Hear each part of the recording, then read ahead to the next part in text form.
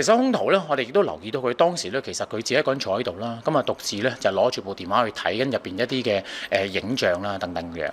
咁啊過程30分鐘入邊，我哋都見唔到咩特別異樣。當然啦，咁啊期間入邊都見到兇徒都有望下去受害人2名受害人嗰個方向啦咁樣。咁啊大約喺入邊3人都坐咗半個鐘度啦。咁我哋見到咧呢名嘅兇徒啦，咁就起身啦，咁又就行去呢一個嘅2名受害人個方向。咁佢身上入邊咧攞咗一把好似一啲叫做好似叫做生果刀嘅物件出嚟啦。咁嗰把刀其實大概唔大於手掌添嘅，所以佢嘅大小亦都唔係太大。佢行咗個方向，咁啊即係從而咧就向2名嘅受害人嘅襲擊啦。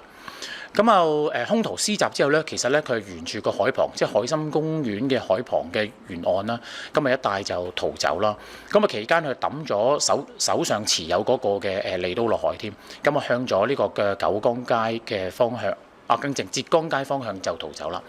咁啊2名嘅受害人啦，咁啊當時咧亦都係受傷倒地啦。咁啊由一途人見到之後咧，咁啊所以就報警求助啦。咁啊我哋嘅救護人員亦都係好快到場咧，亦都將佢哋送咗去伊利沙伯醫院就救治。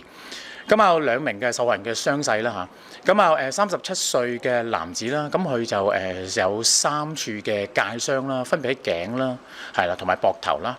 而另外一名咧嘅20歲嘅男子啦，咁啊有10處嘅界傷啦，分別喺頸啦、胸部啦、背部啦、手啦都有嘅。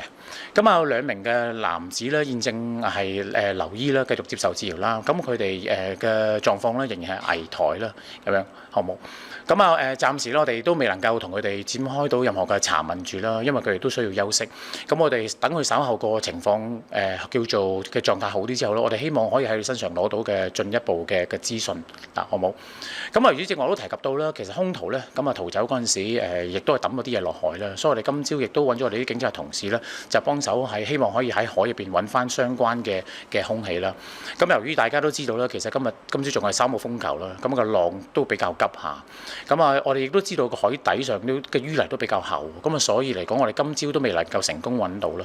咁啊，稍後落嚟都會再安排其他嘅工作，咁啊，希望將相關嘅兇器去揾到。